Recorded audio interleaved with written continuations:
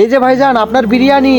চলবে, তাড়াতাড়ি বের হয়, এই না বিরিয়ানি। আর তাড়াতাড়ি লুকিয়ে পড়। ওয়েটার। জি ভাইজান, খালি প্লেট নিয়ে আমি কি করব?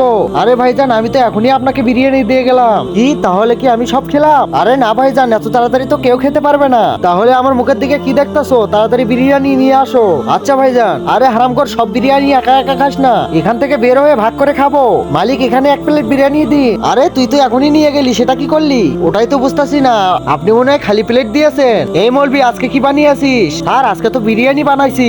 আচ্ছা ঠিক আছে, আমাকে এক প্লেট দাও। এই যে স্যার, এখানে বসুন। আরে পুলিশ আবার কোথা থেকে আসলো? ওয়েটার, এদিকে আসো। বলেন স্যার, এই পোস্টার কে লাগাইছে? পোস্টার তো ভালোই লাগছে।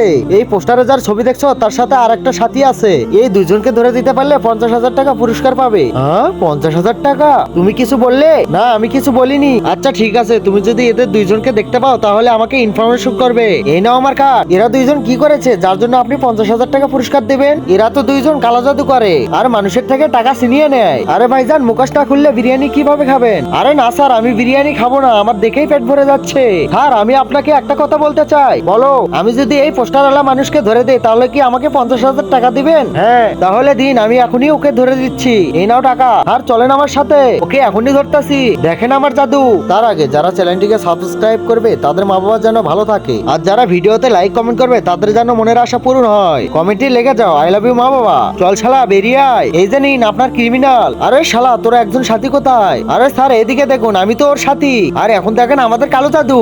আরে শালা, এরা তো কালো জাদু করে পালিয়ে গেল আর আমার 50,000 টাকাও নিয়ে গেল।